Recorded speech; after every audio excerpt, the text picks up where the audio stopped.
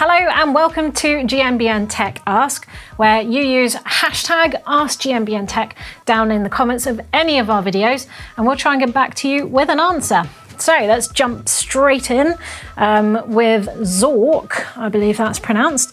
He says, I've installed a 32 tooth oval chainring on my Spectral 2.9. Now the chain is rubbing on the chainstay protector when I'm in the lowest gear. Will this harm my chain, or can I continue riding like that? Okay, so a little word on oval rings here. The smallest part is about the equivalent to a 30, so a 32 tooth oval. Smallest part is equivalent to about a 30, and the biggest part is the equivalent to about a 34. So the Spectral is designed to take 30 to 34, but it is optimal in a 32, and 30 is actually cutting it really fine, even on a round chainring. I know that Doddy's chain line runs really quite tight anyway on the Spectral 29. So it might just be that that sort of 30 point is taking it just way too low, or really, really close. And to answer your question, is it going to harm my chain? Not necessarily. I'd be more inclined to worry about whether it's going to harm your frame, because you can replace a chain, and you know the frame's a little more expensive to replace.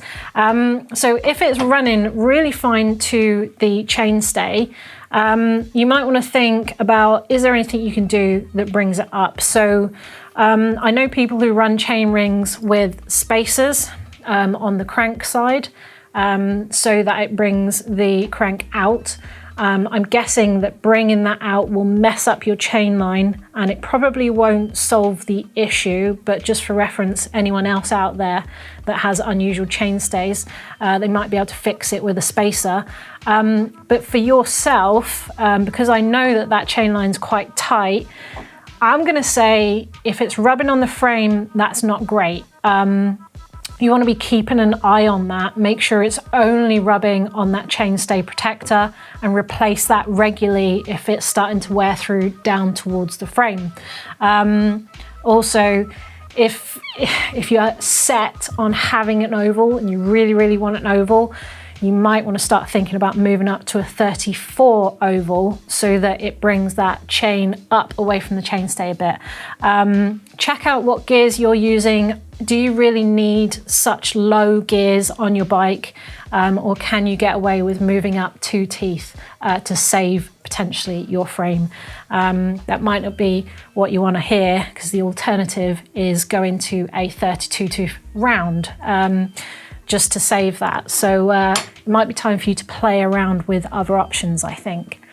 Moving on to Martin Karen, who says, what brand of grips are better for big hands? I'm having a bad time getting numb hands on my bike. I've tried gloves and different brands without success. Thanks, and keep up the good work. Thanks, Martin.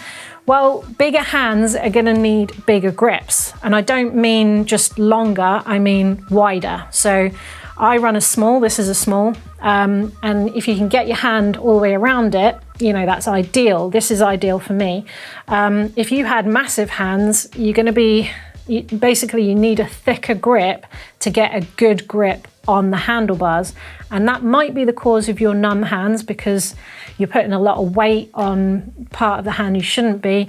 But you need to look for something like this. This is an Ergon GXR, which it comes in 2 sizes, first of all. So there's a 32 and there's a 34 millimeter. So you can already see this is 2 mil thicker, so it'll get a better grip for bigger hands.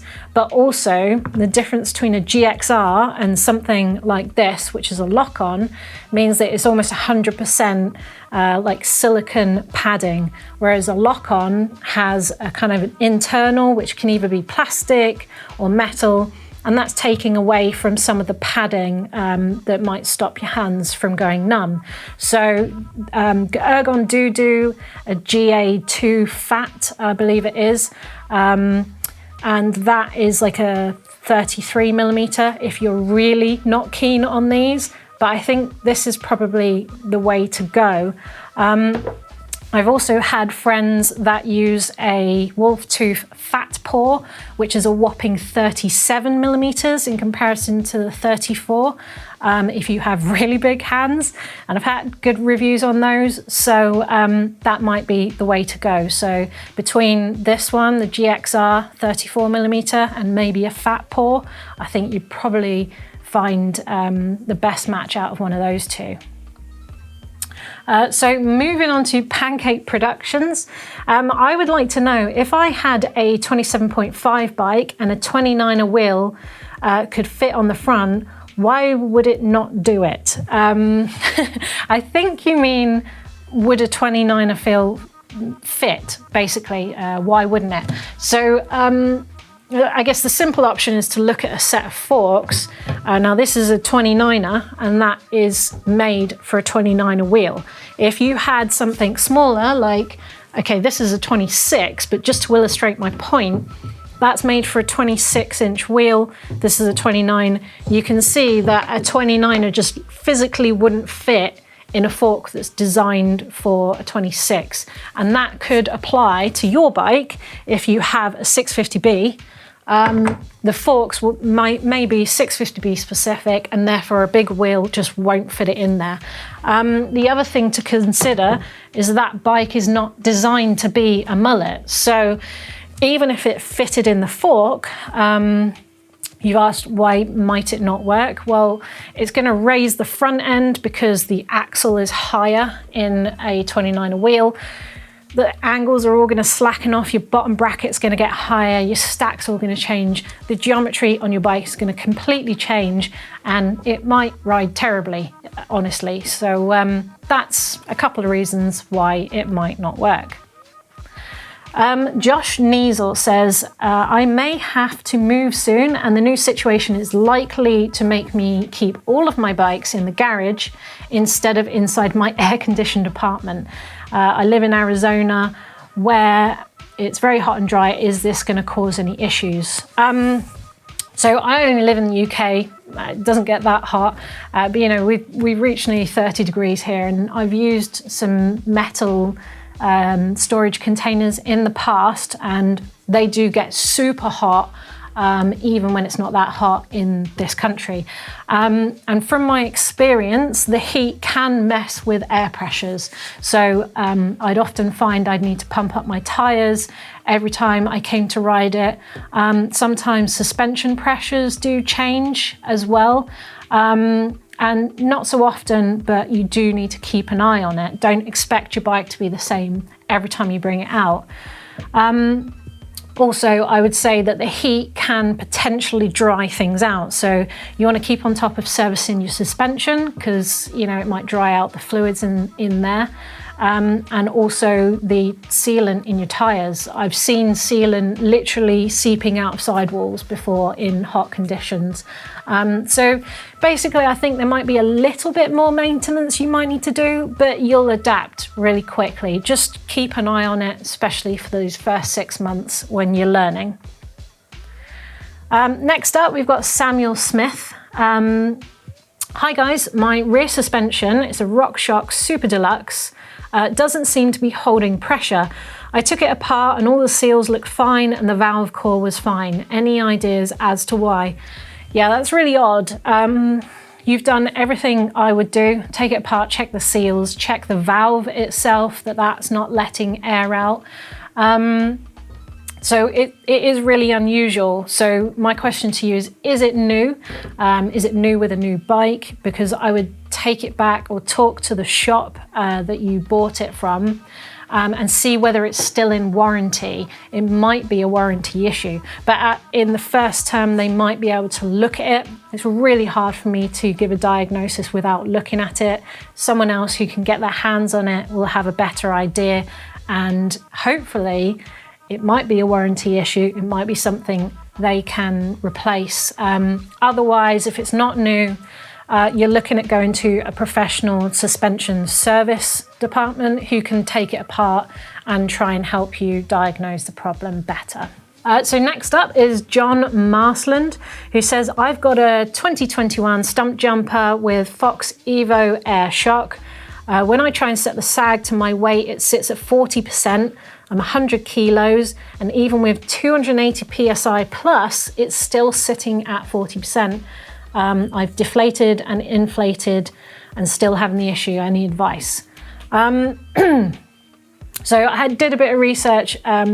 I tried to find the shock that you've got. It's either a DPX2 Evo Air, or the stumpies often come with a Fox Float DPS Evol Air. They're similar in setup, so this is a general advice here. But my first thing would be, are you setting up your sag correctly? I'm sure you are, but those shocks have like a 45mm stroke on them. So if, say, you wanted to set up your sag at 25%, then that's 25% of 45, so it's roughly about 11mm. So do check you're using a ruler. I wouldn't always rely on just air pressure being right for your weight.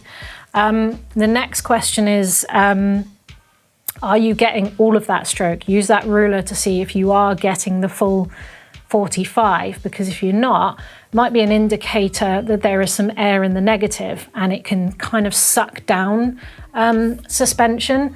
It might be that when you were putting air in, you didn't cycle the two chambers through. So generally I would maybe start again, let all of the air out, and then pump it up 10 PSI at a go and cycle through your suspension. Literally put your body weight through the suspension and give it a few pumps. And what that does is it moves air from the positive chamber to the negative chamber, cycles it through and keeps it well balanced. And then set up your sag again as normal and see if that has changed it. I'm hoping it will for you. If it's not, you've mentioned it's a specialized stumpy. Their shops are usually really good at giving advice. I would take it back to the shop you bought it at, or go to a shop, you know, even if you bought it online, or call them up and ask for their advice on it, as it's obviously new. But yeah, good luck with that and let us know how it goes. Okay, so Jacob Hardiman, MTB, says, can you wear out a fork damper, for example, the pumping rod inside the damper unit, or the little bushing stopping the damping rod from moving from side to side? Basically, anything in suspension can, in fork or a rear shock, yeah, it can wear out. In terms of the damping rod, I don't know if you think it's this bit here. I mean, if for example there was any kind of binding, like if you're twisting forks or you ride really hard, there is, yeah, potential for this to bind and scratch along the shaft. So you do have to inspect these to check that they're all good, so that they're not letting air in or out where they shouldn't be. Same happens in a rear shock as well, with this little one here. And yeah, dampers do wear out. Usually an inspection or your own home service would be once or twice a year. So, you know, doing a lower service and checking all of these things are in good condition is a good idea once or twice a year. And dampers should be serviced about every 2 years. So yeah, if you're concerned, then check out one of our videos on servicing forks. We've got some shock servicing videos as well that Doddy's done in the past. And every 2 years, you should probably be sending off these forks and getting a professional to service the damper on both the front suspension and the rear suspension as well. Loic Gerbaud, sorry if I'm pronouncing that wrong, says, hi Anna and Doddy. I often wash my bike to prevent sand, dust and grime from preventing them from wearing my equipment. Unfortunately, with brushes, water and soap, there are places that can be cleaned well enough, that can't be cleaned well enough. I remove parts like my pedal. Should I be removing parts like my pedals and wheels, for example? Yeah, I mean, if you live in a sandy area, then sand can be like really vicious on bikes. I know people who have had aluminium nipples in their wheels corrode after a year because they live in a very sandy area. And so keeping up on top of washing is really important. And yeah, that does mean that you might need to take wheels out, for example, to get to places that are hard to reach. But if you can be bothered to do that, it's a good thing. It's going to make things last longer. In terms of, you said here, is there any risk for the frame or bearings if you don't get to parts that you can't see? Well, things like, say, pedal threads, for example, I mean, that's something you can't see. You aren't likely to need to take them out and wash them every time you wash your bike, but it doesn't hurt to take them out maybe once or twice a year, make sure they're all greased up and put back in to keep the moisture and the dirt and grit out so they don't cause problems in the future. And one final one here from Janelle de la Pena. Nice, I think it's Spanish for pineapple. I am using a straight Shimano derailleur drivetrain. Is it okay to switch between gears while the clutch is enabled? Thanks, love your channel. I don't know if you mean when it's not enabled, because obviously you can change gear when a clutch is enabled. This is the clutch here. So when it's on, it basically just makes it really stiff. So it stops chain slap and it stops it bouncing around, because when you turn it off, it becomes really easy to move. So when you're riding, it can create a lot of noise and slap about. But to answer your question in a short way, it's not a problem it doesn't affect your gear changing at all. You can run it on or off, whatever you want. You want to change gears with it, that it's absolutely fine. It doesn't matter. The clutch is literally just a tension thing. So that's it for this week. And if you've got any of your own questions, don't forget to use the hashtag Ask GMBN Tech down in the comments below. And we'll see you again next week. Thanks.